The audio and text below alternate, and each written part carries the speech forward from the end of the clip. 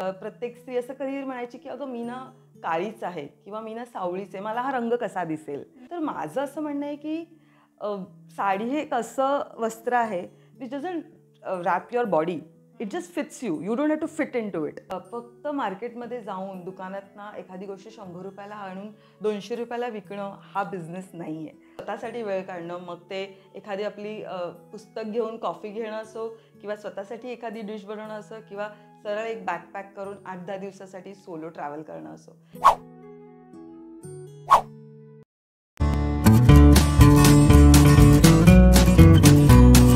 Hi hello नमस्कार मंडळी, हितगुज तुमच्याशी आपल्या चॅनलमध्ये मी स्नेहा आपलं मनापासून स्वागत करते. तर पर्यटन, भटकंती, कोकण ब्लॉग, विशेष रेसिपी आणि विशेष दिवसाचं औचित्य साधून आपण विशेष मान्यवरांना भेटत असतो. म्हणून आज चॅनलला नक्की सबस्क्राईब करा. 8 मार्च जागतिक महिला दिन. तर सर्वात आधी जागतिक महिला दिनाच्या समस्त महिला वर्गाला माझ्याकडून खूप खूप शुभेच्छा. जागतिक महिला दिन आपण का साजरा केला जातो याचं महत्त्वाचं कारण म्हणजे जेव्हा स्त्रीने स्वतःच्या हक्कासाठी लढा दिला तो दिवस महत्त्वपूर्ण ठरला आणि तोच दिवस आज आपण जागतिक महिला दिवस म्हणून साजरा करतो. तर याच दिवसाचं औचित्य साधून हितगुज तुमच्याशी या आपल्या चॅनलवरती मी उद्योजिका ही सिरीज आपण सुरू केलेली आहे आणि या सिरीजमध्ये आपण अशा अनेक उद्योजिकांना खरं भेटणार आहोत ज्या यशस्वीपणे आपला कारभार सांभाळत आहेत. एक उद्योजिका म्हटलं ना तर ती फक्त स्वतःसाठी आर्थिकदृष्ट्या सक्षम बनते असं नाही, तर ती आपल्याबरोबर इतरांना सुद्धा रोजगार उपलब्ध करून देत असते. आणि म्हणूनच या निमित्ताने आपण अशा अनेक उद्योजिकांना भेटणार आहोत. साडी म्हटलं ना की प्रत्येक स्त्रीचा एक जिव्हाळ्याचा विषय आहे आणि साडीमध्ये आपण एक उद्योग करावा अशी एक कल्पना ज्यांना सुचली त्या एक यशस्वी उद्योजिका म्हणजे सोल रॅपच्या फाउंडर सौ सोनल सावंत यांना आज आपण भेटणार आहोत आणि जाणून घेणार आहोत त्यांचा एक वेगळा प्रवास. सोनल सावंत सोल रॅप या ब्रँडच्या सर्वेसर्वा. भरगच्च पगाराची नोकरी सोडून स्वतःचं एक उद्योग विश्व निर्माण करायचं ठरवलं आणि त्याप्रमाणे त्यांनी जिद्दीने स्वतःचा सोल रॅप हा साडीचा ब्रँड तयार केला. त्यामध्ये त्या हातमागाच्या साडीमध्ये व्यवहार करतात. आज हा उद्योग हळूहळू मोठा होत आहे. अंधेरी मरोड येथे सोल रॅप ब्रँडचा हा स्टुडिओ त्या चालवतात. स्पेशली हँडलूम ते डिझायनर साड्या त्या विकतात. महेश्वरी, इरकल, कलमकारी, पोचमपल्ली अशा साड्यांचं कलेक्शन त्यांच्याकडे उत्तम आहे. हँडवर्कमध्ये काश्मीरी वर्कपासून ते पॅचवर्कपर्यंत बऱ्याच साड्यांचं कलेक्शन आहे. आज जवळजवळ 40 ते 45 प्रकारचं कलेक्शन त्यांच्या स्टुडिओमध्ये आपल्याला बघायला मिळतं. हल्लीच त्या बीज मास्टर सीझन 2मध्ये विजेत्या ठरल्या. तसेच फॅशन प्रीमियर क्लबतर्फे फेम वॉरियर म्हणून त्यांना अवॉर्ड मिळालेला आहे. सर्वात आधी महिला दिनानिमित्त तुम्हाला खूप खूप शुभेच्छा आणि हितगुज तुमच्याशी आपल्या चॅनलमध्ये आपलं मनापासून स्वागत. या सिरीजचा हा पहिला भाग आहे आणि मला आनंद होतोय की आज मी तुमच्याशी बोलते. धन्यवाद स्नेहा, आणि तुला सुद्धा महिला दिनाच्या हार्दिक शुभेच्छा. सर्वप्रथम तुझं सोल रॅप स्टुडिओमध्ये मनापासून स्वागत आहे. धन्यवाद मॅम. मला वाटतं ना स्त्रीच्या जिव्हाळ्याचा विषय आहे साडी आणि मग साडीमध्ये आपण एक बिझनेस निर्माण करावा आणि त्यातही सोल रॅप हे खूप हार्ट टचिंग वाटतं. तर ही कल्पना तुम्हाला कशी सुचली आणि दुसरी गोष्ट हा बिझनेस निर्माण करण्याच्या मागे तुमची काही प्रेरणा आहे? तुमचा प्रवास थोडक्यात जाणून घ्यायला आवडेल. हो, सो स्नेहा, हा प्रश्न नेहमीच विचारला जातो की साडी का. खरं तर माझा आणि साडीचा असा काही जवळचा म्हणतात ना कनेक्शन नाही, कारण मी अगदी साडी नेसणाऱ्यातली कधीच नव्हते. आईला नेहमी लहानपणापासून साडी नेसताना पाहिलं होतं, कारण ती फक्त साड्या आणि अगदी व्यवस्थित म्हणतात ना मॅचिंग ब्लाऊज, त्यातला पेटिकोट सगळं मॅचिंग करणारी लहानपणापासून तिला बघितलं आहे. पण मी अगदी साडी डे किंवा एखादं फेअरवेल ह्याच्या व्यतिरिक्त साड्या नेसण्याचा कधीच म्हणजे एवढा उत्साह नव्हता. पण मी बेसिकली बाय क्वालिफिकेशन बायोटेक्नॉलॉजिस्ट आहे आणि मी MBA इन मार्केटिंग झालेलं आहे माझं. आणि त्यानंतर माझा म्हणणार ना मी नोकरी केली ऑलमोस्ट एक 16 ते 17 वर्ष इन व्हेरी डिफरंट इंडस्ट्री जी आहे फार्मास्युटिकल. ओके, त्या नोकरीनिमित्त मला ऑल ओव्हर इंडिया फिरण्याची संधी मिळाली. सो कामानिमित्त मी प्रत्येक स्टेटमध्ये गेले आहे. सो त्यावेळेला म्हणजे अगदी 22व्या वर्षापासून बघितलं असतं तेव्हापासून मी ट्रॅव्हल करता करता त्या राज्यात गेले की तिकडची एक साडी आईला घेऊन यायची. एवढंच म्हणतात ना असायचं की चला दिवसभराचं काम झालं, संध्याकाळी तिथे लोकल मार्केटमध्ये जा, शॉपिंग करा आईसाठी, कारण आईला साड्या प्रचंड आवडतात म्हणून साडी घ्यायची असं एक नियम ठरला होता. त्यामुळे माझ्या आईच्या वॉर्डरोबमध्ये प्रत्येक स्टेटमधल्या साड्या असतील आता आहे. आणि तसं कुठेतरी करता करता मग कळायला लागलं की अरे आपल्या देशामध्ये किती हँडलूम रिचनेस आहे, म्हणजे किती व्हेरायटी ऑफ हँडलूम बनलं जातं. म्हणजे तू आंध्र प्रदेशमध्ये गेले तर तिकडे पोचमपल्ली आहे, व्यंकटगिरी आहे, कलमकारी आहे, असे वेगवेगळे प्रकार आहेत. मग काय झालं, एकदा आपण लोकल मार्केटमध्ये घेतो, परत त्या स्टेटमध्ये गेल्यानंतर मग एक स्टेप पुढे, मग आणखीन थोडं वीवर्सशी कनेक्ट करा. मग हे प्रकार काय, कारण मुळापासून एक सायन्स बॅकग्राऊंड आणि असल्यामुळे प्रत्येक विषयात थोडा खोल जाण्याचा स्वभाव होताच. तर मग हे कसं आहे, मग ही साडी बनवते, मग ही कशी बनली जाते, मग ह्याचं इन्स्पिरेशन कुठून आलं, मग कलमकारी कशी बनली जाते किंवा महेश्वरी कशी बनली जाते, असं करता करता त्या वीवर्सशी कनेक्शन होत गेलं. आणि मग कुठेतरी वाटलं अरे एक स्वतःचं काहीतरी करायचं हे ठरलं होतं. म्हणजे एक नोकरी करता करता पण वाटत होतं की आपलं स्वतःचं ब्रँड, कारण मी ब्रँड मॅनेजमेंट बरीच वर्ष केलं आहे, तर बरेच ऑफिशियल ब्रँड्स हँडल केलेत, पण एक स्वतःचा ब्रँड करायचाच होता असं कुठेतरी डोक्यात होतं. पण मग वाटलं की अरे काय आपलं हँडलूम आपण का नाही आणखीन लोकांपर्यंत पोहोचवू शकतो, कारण आपल्या लोकांना फक्त पैठणी किंवा नारायणपेठ किंवा खूप लिमिटेड माहिती असतात. तर त्या पलीकडे जाऊन आपण काहीतरी वेगळं आणखीन देऊ शकतो. म्हणून एक 2020मध्ये ऑनलाईन म्हणजे थ्रू इंस्टाग्राम पेज आणि फेसबुक ह्याची जर्नीची सुरुवात झाली. आणि नंतर मग इनिशियली फक्त डिजिटल मार्केटिंग केलं, कारण मार्केटिंगचा बॅकग्राऊंड होताच. आणि ते करता करता मग सोलरॅप 2023मध्ये म्हणजे आपलं स्टुडिओचं सेटअप झालं. सो ऑलमोस्ट 1.5 year नाव. आणि नंतर म्हणशील तर तू सोलरॅप हे नाव कसं आलं. ओरिजिनली मी खूप बऱ्याच वेगळ्या नावाने ऑपरेट करत होते, आणि जेव्हा ह्या ब्रँड नेमचं रजिस्ट्रेशन करायचं होतं किंवा आपल्याला brand name trademark registration, brand name registration, company registration हे प्रोसेसची सुरुवात झाली, तेव्हा कळलं की आपलं नाव काहीतरी वेगळं असायला पाहिजे. मग हेच नाव का, तर जसं तू म्हणालीस की बायकांच्या जिव्हाळ्याचा विषय म्हणजे साडी. जेव्हा बायका कनेक्ट होत होत्या साडी करता, तेव्हा प्रत्येक स्त्री असं कधी म्हणायची की अगं मी ना काळीच आहे किंवा मी ना सावळीच आहे, मला हा रंग कसा दिसेल. मग काही म्हणायचे अगं मी बुटकीच आहे की तर मला ही साडी बरी दिसेल का, किंवा मी जाडच आहे तर मला ही साडी दिसेल का. तर माझं असं म्हणणं आहे की साडी हे एक असं वस्त्र आहे which doesn't wrap your body, it just fits you, you don't have to fit into it, right. So तुम्ही अगदी सावळ्या असा, गोऱ्या असा, उंच असा, बुटक्या असा, sari will take care of you, असं आहे, राईट. सो म्हणून ह्या नावाचं आलं soul wrap, which doesn't wrap your body but it wraps your soul. So soul wrap हे नाव तशी कल्पना म्हणजे सुचली. आणि मग for every beautiful soul. Sir आपण बाह्य कसेही दिसत असतो, पण आपला सोल हा प्रत्येकाचा सुंदरच असतो, म्हणून soul wrap for every beautiful soul असं ब्रँड नेम आपण ठेवलं. छान, म्हणजे तुम्ही किती मस्त एक्सप्लेन केलं. म्हणजे हा अनुभव मी स्वतः घेते, कारण माझ्या रंगाबद्दल मी बरंच कॉन्शियस असते, आणि मग मला असं वाटतं ही जी गोष्ट आहे ना तुम्ही किती छान पद्धतीने सांगितली. खरंच म्हणजे त्या सोलला आनंदी करणं गरजेचं आहे. हा प्रवास तुम्हाला खूप काही शिकवण्यासारखा असेल, आणि आज इथपर्यंत तुम्ही आलायत अर्थात हा अनुभवाने. पण एक स्त्री म्हणून मला असं नेहमी प्रश्न पडतो की समोरची स्त्री हे सगळं कसं काय सामावून घेते आपल्यामध्ये. म्हणजे उद्योजिका म्हणून हा प्रवास करताना केवळ एक आपण स्त्री आहोत म्हणून अशी काही आव्हानं तुम्हाला आली आहेत का, की ज्याबद्दल तुम्हाला सांगावंसं वाटेल? खूप छान प्रश्न विचारला आहे स्नेहा. आव्हानं म्हणजे स्त्री म्हणून, उद्योजिका म्हणून ही येतच असतात. आणि सगळ्यात मोठं आव्हान म्हणजे स्वतःचं काहीतरी सुरू करण्याची इच्छा असते, पण आपण त्याच्यावरती ॲक्शन्स घेत नाही.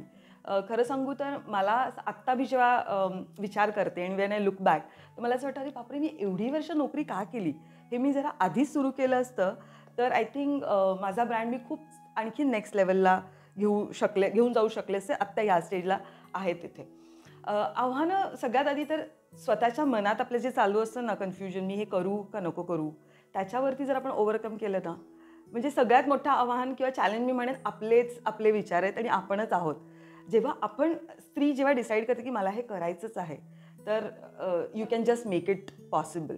कारण माझं पण अपब्रिंगिंग एकदम टिपिकल महाराष्ट्रीयन घरात जसं असतं, शिक्षण करायचं, पोस्ट ग्रॅज्युएशन करायचं, नोकरी करायची, लग्न करायचं आणि मग घर, मग EMIs ह्यातच असंच म्हणतात ना एक चाकोरीबद्ध, की हे आपल्याला असंच असणार. कारण आपल्या कुटुंबात कोणी बिझनेस केलेला नाही आहे, म्हणजे माझ्या तरी नाही आहे, माझ्या सासरी माहेरी कोणीच नाही. त्यामुळे सगळ्यात मोठं आव्हान होतं की आपली एवढी चांगली, म्हणजे मी खूप चांगल्या नोकरी आणि चांगल्या पदावरती नोकरी करत होते, तर ती सोडून हे करणं, ज्याच्यात जे मोठं आव्हान म्हणजे सगळ्यांना कन्व्हिन्स करणं. आईबाबांना अजूनही वाटतं की अरे हे का का का केलंस तू म्हणून. पण नवऱ्याची खूप चांगली म्हणतात ना एक साथ आणि सपोर्ट कायम होताच आणि अजूनही आहेत. तो आव्हानंही तुम्हाला नेहमीच म्हणतात ना की कायम एक मोठं चॅलेंजेस नाही तर हे छोट्या छोट्या डेली रुटीनमध्येही येत असतात. मग ते कधीतरी तुझं पार्सल अटकलं असेल, कुठला तरी मोठा स्टॉक येणार असेल, तो अडकला असेल, कधी कुठल्या आपण एक कुरिअर डिस्पॅच केलं आहे पण ते क्लायंटपर्यंत पोचलंच नाही आणि you are not able to track, अशाही छोट्या छोट्या गोष्टी असतात. So life is full of challenges, पण it is all about how you take it and overcome the challenges, मी असं म्हणेन. खरंच खूप छान उत्तर दिलं तुम्ही आणि मला आता खरंच कळलं की सोल रॅप हे नाव का आहे. हे सर्व प्रश्नांचं उत्तर तुम्ही मनातून शोधताय आणि मनाला स्ट्रॉंग केलं पाहिजे हे थोडक्यात तुम्ही सांगितलं. खूप छान. साडी बघणं ना एक प्रत्येक स्त्रीला बघायला पण खूप आनंद मिळत असतो. मी अनेक साड्यांचे ब्रँड पाहिलेले आहेत. मला असं विचारावसं वाटतं की तुमच्या सोल रॅप या ब्रँडमध्ये काय वैशिष्ट्य आहे, काय वेगळेपण आहे? हो, हा प्रश्न एक नेहमी विचारला जातो की आम्ही सोल रॅपकडे साडी का घ्यावी, बाकी बरेच ऑप्शन्स आहेत, राईट. सर 2-3 गोष्टी मी सांगेन. एक तर सर्वप्रथम आपली क्वालिटी. ओके, आपल्याकडे हँडलूम आणि डिझायनर साडीज असतात आणि क्वालिटी ही अप्रतिम देण्याचा माझा प्रयत्न असतो. त्याच्यामध्ये जेव्हा मी म्हणते क्वालिटी, तर आता मार्केटमध्ये खूप वेगळ्या प्रकारचे ड्युप्लिकेट्स किंवा जे आपण लुक अलाइक्स म्हणतो, म्हणजे महेश्वरीच्या नावावरती अगदी ₹1000 महेश्वरी आहे म्हणून सांगून विकली जाते. ओके, सो ह्याच्या मी स्वतः पर्सनली खूप अगेन्स्ट आहे.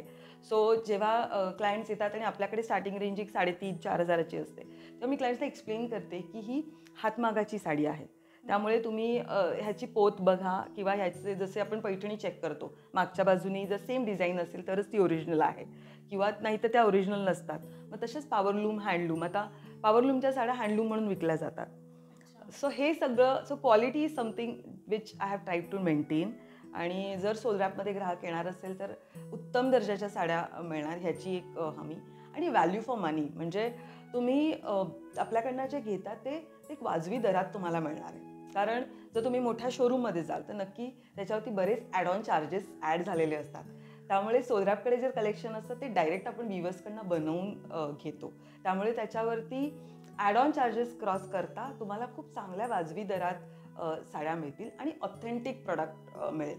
जर आपल्याकडे काही सेलिब्रिटी इन्स्पायर्ड साडीज असतात, सो तर सेलिब्रिटी आता सध्या ट्रेंडिंग एक नयनतारा बनारसी म्हणून एक ट्रेंडिंग आहे. सो ती साडी जर आपण 2000 देतो तर आपण क्लायंटला ते सांगतो की ही एक रेप्लिका पीस आहे किंवा ही लुक अलाइक आहे. कारण ओरिजिनल नयनतारा ही 25,000 ते 50,000च्या खालची नेसत नसते. सो तुम्हाला ऑथेंटिक प्रॉडक्ट मिळणार आहे, सर्वप्रथम क्वालिटी प्रॉडक्ट मिळणार आहे आणि एकदम वाजवी दरात मिळणार आहे. आणि व्हरायटी तर something which we vouch for, म्हणजे आपल्याकडे खूप वेगवेगळ्या प्रकारच्या हँडलूम आणि डिझायनर साडीज आहेत. सो हे सगळं ऑफरिंग मी म्हणते की खूप एक्सक्लुझिव्ह आहे, जे तुम्हाला सोल रॅपमध्येच एक्सपिरियन्स करता येईल. मॅम, मगाशी तुम्ही म्हणालात की तुमचं सायन्स बॅकग्राऊंड आहे आणि आता तुम्ही कम्प्लिटली शिफ्ट झालात फॅशन इंडस्ट्रीमध्ये. म्हणजे इथून या बिंदूपासून इथपर्यंत येणं हा जो प्रवास आहे हा सोपा नक्कीच नसेल. मग यासाठी तुमचा काही अभ्यास आहे त्याच्यामागे किंवा इथपर्यंत येण्यासाठी तुम्ही स्वतःला घडवताय, हे थोडक्यात सांगू शकाल? खूप छान प्रश्न पुन्हा स्नेहा. खरंच माझं आणि फॅशनचं काहीही कनेक्शन नाही. म्हणजे मी एकदम कॉलेजला बघितलं असेल तर एकदम स्टुडियस, म्हणजे कॉलेजला जायचा, अभ्यास करायचा आणि परत यायचं. त्याच्यानंतर ऑफिस लाईफमध्ये अगेन फार्मा इंडस्ट्रीशी रिलेटेड असल्यामुळे खूपच वेगळी लाईफ होती. इथे आल्यानंतर मग थोडंसं कुठेतरी आता हे पुढे करायचं आहे आपल्याला, तर तिथून मी एक माझा एक स्वभाव आहे की रोज काहीतरी नवीन शिकते, वेगळं शिकायचं. म्हणजे मला स्वतःला शिकायला खूप आवडतं, त्यामुळे माझं वाचन खूप असतं. मग ते ऑनलाईन असो किंवा पुस्तकं असो. माझ्याकडे अगदी काही ऑथर्सची साड्यांची पुस्तकंही आहेत, म्हणजे जे मी दाखवेन तुला आपला हा इंटरव्ह्यू झाल्यानंतर. सो ज्याच्यामध्ये आपल्याला अगदी जुन्या पद्धतीच्या साड्या नेसल्या कशा जायच्या आणि मग साड्यांची ओरिजिन कुठून झाली. मग बऱ्याच माझ्याकडे ज्या साड्या आहेत त्याच्या स्टोरीज पण आहेत. ओके, सो ज्यातल्या काही स्टोरीज मी ना माझ्या बऱ्याच व्हिडिओजमध्ये वगैरे सांगत असते. सो एक एक एक अभ्यास सतत चालू असतो. एक ब्रँड सांभाळायचं म्हणजे तुला प्रॉडक्ट इन्फॉर्मेशन तर व्यवस्थित यावीच लागते, त्याबरोबर खूप सारं फायनान्स येतं, त्याच्यानंतर ऑपरेशन्स येतात, त्याच्यानंतर मग तुझं मार्केटिंग येतं. Marketing is something which I am very comfortable, कारण तो माझा डोमेन आहे. पण ऑपरेशन्स, फायनान्स आणि प्रॉडक्ट इन्फॉर्मेशन ह्याच्यासाठी माझं वाचन असतं. त्याच्यानंतर मी काही कोर्सेसही जॉईन केलेत. सो मी अजूनही शिकते. So I have joined course which teaches you on how to build your brand. Right from बऱ्याच आपल्या स्त्रिया आहेत ना ज्यांना जे आपला बिझनेस सुरूही करतात पण त्यांना अजूनही माहीत नाही आहे की ब्रँड रजिस्ट्रेशन किती महत्त्वाचं आहे, GST करणं किती महत्त्वाचं आहे, तुमची कंपनी रजिस्टर करणं किती महत्त्वाचं आहे. कारण गव्हर्नमेंट आता आपल्या महिलांना खूप साऱ्या स्कीम्स उपलब्ध करून देते, especially woman entrepreneurs. Okay, so मी एका मेंटॉरला फॉलो करते ज्यांनी मला हे शिकवलं आहे की हे सगळं करणं का महत्त्वाचं आहे. सो ज्यांना बिझनेस सुरू करायचा आहे त्यांनी नक्कीच ह्या सगळ्या गोष्टींकडे पण खूप लक्ष द्या.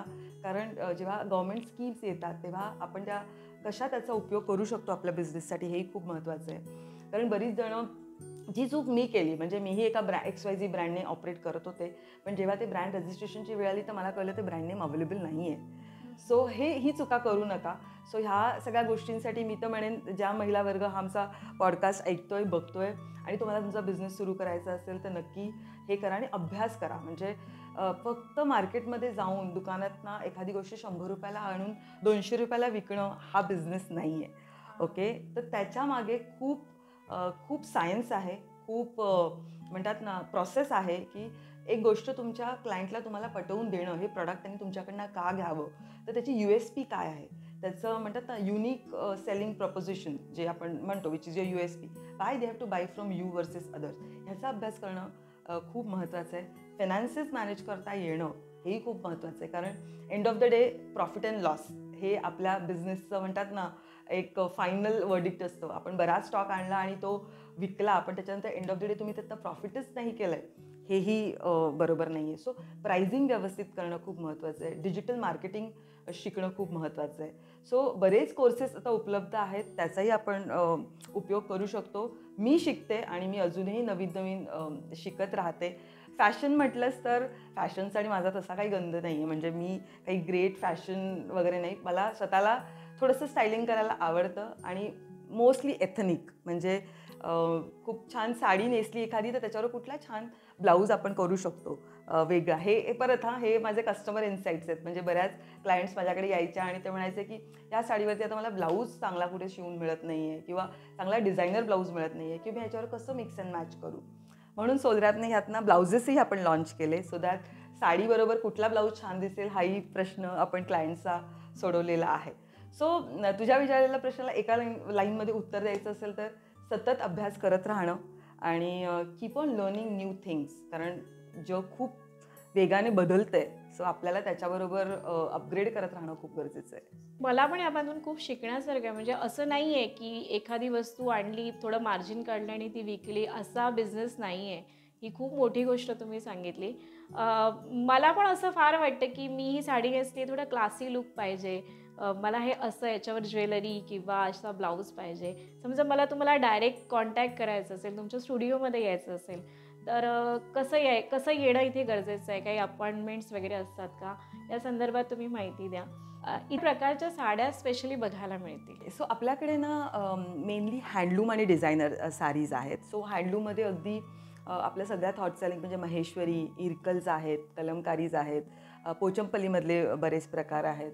त्याच्यानंतर डिझायनरमध्ये अगदी हँडवर्कमध्ये काश्मीरी वर्कपासून पॅचवर्कपर्यंत बऱ्याच साड्या आहेत. त्याचबरोबर काथावर्क साडीज आहेत आपल्याकडे. त्यानंतर आपण ब्लाउजेसही आहेत आपल्याकडे. तो डिझायनर ब्लाउजेसमध्ये अगदी हँड पेंटेड ब्लाउजेसपासून प्युअर कॉटन, अजरक, कलमकारी असे ब्लाउजेसही अवेलेबल आहेत. सो व्हेरायटी बघायला गेलं तर बरीच आत्ता मी तुला सांगेन स्टुडिओमध्ये एक 40 ते 45 प्रकारच्या वेगळ्या साड्या बघायला मिळतील, ज्याच्यात अगदी बंगाल हँडलूमपासून ते साऊथ सिल्कपर्यंत वेगळ्या प्रकारच्या आहेत. आणि स्टुडिओला यायचं कसं तर आपण थोडंसं कॉन्सेप्ट आपल्या स्टुडिओची वेगळी ठेवली असते. कारण मला अगदी ते दुकानासारखा फील नव्हता द्यायचा. थोडंसं एक म्हणतात ना कोझी स्पेस जिथे येऊन बायका आपलं हवे ते कलेक्शन व्यवस्थित बघू शकता. जसं मी म्हटलं, एवढ्या प्रकारच्या साड्या आहेत, तर एक फक्त प्रायर अपॉइंटमेंट घ्यावी लागेल यायच्या आधी. आपला स्टुडिओ आहे अंधेरी ईस्ट येथे, अगदी मरोळ मेट्रो स्टेशनपासून 3 ते 4 मिनटं वॉकिंग डिस्टन्सवरती आहे.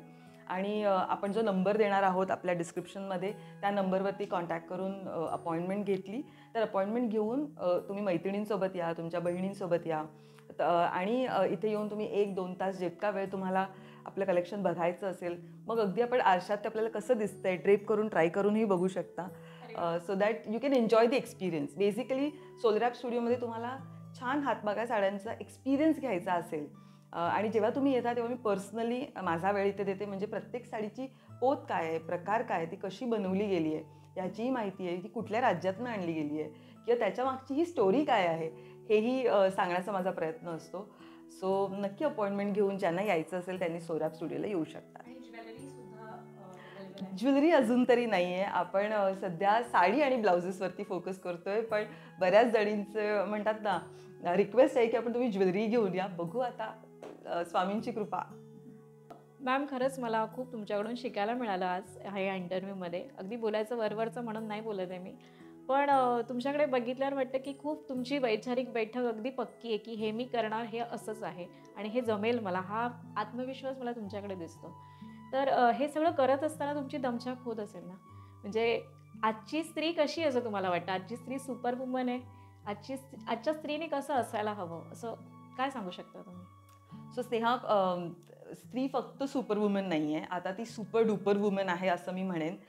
कारण आता आपल्याकडनं स्त्री म्हणून बऱ्याच अपेक्षा वाढल्या गेल्या आहेत समाजाकडनंच, तसंच आपल्या आजूबाजूच्या सगळ्यांकडनं. म्हणजे नोकरी, घर, मूल हे सगळं सांभाळणं आलंच. पण त्या पलीकडे मला असं वाटतं स्त्री म्हणून आपण सगळ्यांनी आपलं मी पण जपणं खूप गरजेचं आहे. मी किती स्ट्रॉंग आहे किंवा मी स्वतःसाठी किती वेळ काढू शकते आणि स्वतःच्या ग्रूमिंगसाठी काय करू शकते, हेही म्हणतात ना तितकंच महत्त्वाचं आहे. कारण जोपर्यंत आपण स्वतःला जपणार नाही तोपर्यंत आपण आपल्या आजूबाजूतली मग ती लोकं असू, आपला व्यवसाय असू, आपलं नोकरी असू, हे शक्य नाही आहे. सो मी म्हणजे शेवटचं एवढंच सांगेन माझ्या मैत्रिणींना की स्वतःसाठी वेळ काढा. मग ते अगदी स्वतःचं वाचन असू दे किंवा स्वतःसाठी एखादी रेसिपी बनवून खाणं, म्हणजे एखादी डिश आपल्याला आवडते तर ती बनवून खाणं ह्यात काहीच चुकीचं नाही आहे. सोलो ट्रिपवर जा, मी जाते, मला प्रचंड आवडतं स्वतःसाठी वेळ काढणं. मग ते एखादी आपली पुस्तक घेऊन कॉफी घेणं असो किंवा स्वतःसाठी एखादी डिश बनवणं असो किंवा सरळ एक बॅकपॅक करून 8-10 दिवसासाठी सोलो ट्रॅव्हल करणं असो, हे मी केलेलं आहे. सो स्वतःवरती लक्ष द्या, कारण आपण आत्ताच्या या धावपळीमध्ये कुठेतरी स्वतःचं सगळं अचीव करण्याच्या नादामध्ये ना आपण स्वतःला विसरून जातोय, कारण हे कुठेतरी वाटतंय. सो हे जपणं खूप जास्त महत्त्वाचं आहे. आणि बाकी आपण सुपर डुपर तर आहोतच.